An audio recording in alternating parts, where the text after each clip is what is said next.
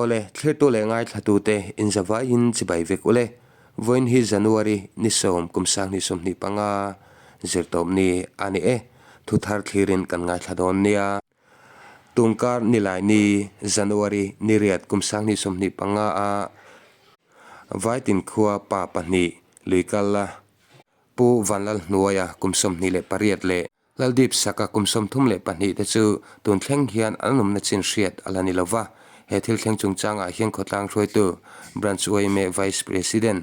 vaitin kan biak na ko record kan ngai thadon ani ole ilo ngai thatan te ang thir tu le ngai thatu te voin hi January ni som kumsang ni som ni panga zirtop ni ani a tuna hian vaitin branch me vice president pu vanmal som tlonga pu vma bia in an khotlanga chiat na thleng me khi cheng jok ten chiat kan be seidon ani ole pu vm hun thadeu min siama kalom le mai chibaile ole chibaile ole o pu vm hei in chan chin te kan lo sia poi kan te hle maya kan thu sia dana chuanin mi pahni ram chuak te kha tun thlengin an chin riat alani lo wazon me kan ti khan ni a kha khonga in an ming le an kum te kha min silba ka enge thil thlen dan le in buai pui chho dan kalmek te kha arem chang ang te min sil mai thiem eno tuna kan zon me ka te hi Manipur lama tang ron chuk I pasal nei nupui nei headline vaitin an nupui nei ya anya a pakhat hi van nuaya antia pakhat zok hi is saka kan ti maya ming pum tak hi ka she lawa chuan nupui fanau chom atia zong tu ber khan nia chuan ni lai ni dar som pak chotnu lama ni tong ni lai ni chotnu lam khan ti ruang lama hian sanghaman ten an chuak thina chawhme zong in mo chu an chuak thale a an chung ten an soidan chuan tian chuk thla hi zana sangha ten mana za jing laman ron chho puya chuan vartian a ten ron thleng le ta kho chung hi khatia kal thin khan nia chutianga titura kal le tho chun nia tikhan balu an lak na ber thin phai phin lian a hian sakordai te balu la hian an bek le sanga mau bur ni hi jingkar atanga om khatun thlen hian la om renga angai na kan hrelo enge ni om ziani ti khanin chung te khan ron hriat tira mo chu chu eng ting ni nge ka pu an ron hriat tira kha atu ni lai ni nan chuk tha chuan ni nga ni tu kan ni ber chu ole chuan chu kan hriat dan kha ani to mai a ke ni po kho chung hi a lui te pe nga ten kal nge ni a rama an kal nge ni po kan se to lo ani ani hian kan phek zon deuh topa tuya hian an che sual ta mai nge kan tia tuna hian mun hi a athlang an tlak na tur omang kan ngai mun hi a khan deuh hlek mun hi a hian buk kan sa ti kan veng deuh topa chu kan om da deuh tlang pui ani ani chu apoi hle maya kha in soi manga chon tun din hmuna tuyan che sual nge ye ani lo pon khomol lama dam pon an la om the kha tiang jong po kha engma confirm fak the in la nei lo ti na ne mo la nei chuang lo ma sengin indin zone dewa enge tuya che suala khan in ngai deuh ti na nge in malak dana hian nia kan han ngai deuh chu nia an thom na da na thang kha suar a oma suar hi kalkai an tum palanga an zuam sual deuh nge man do ni te kan tia chu kan rin dan vel ani khami che sualta te kha tun tum hian an thian dun chawin an kal tina ni mo an pahnih chaw a kal an nia chu in soi kha tilam kha kan chiangam talova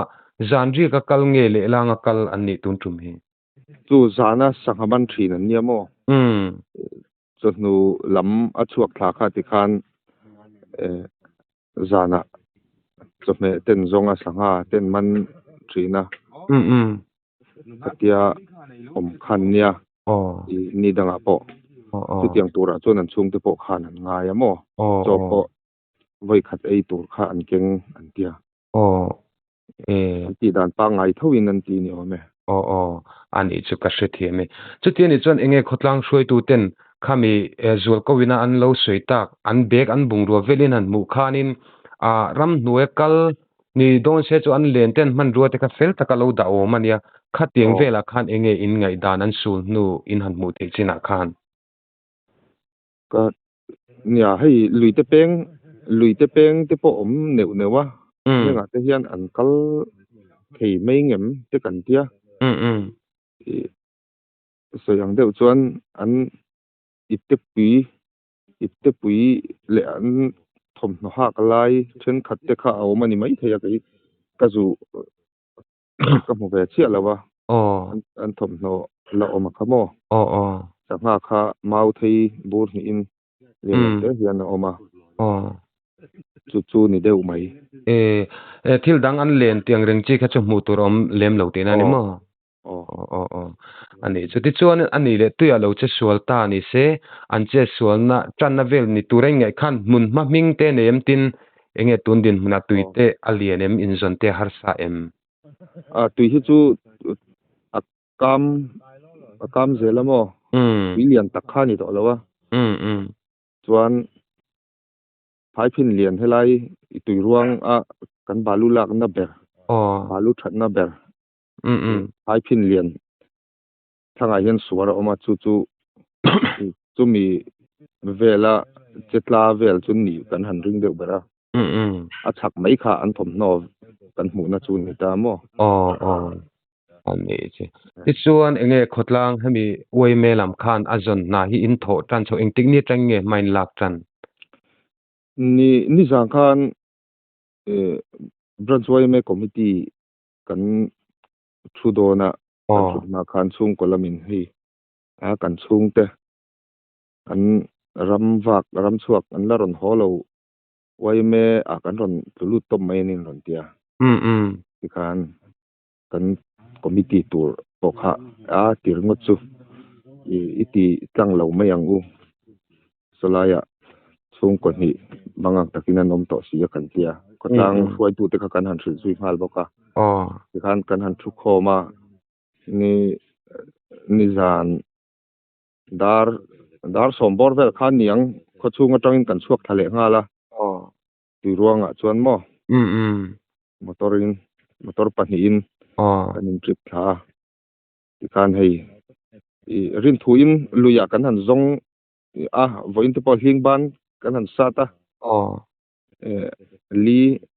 a om ang deuh tur ang te kan han nok vela ti kan han zong mop chu ni hi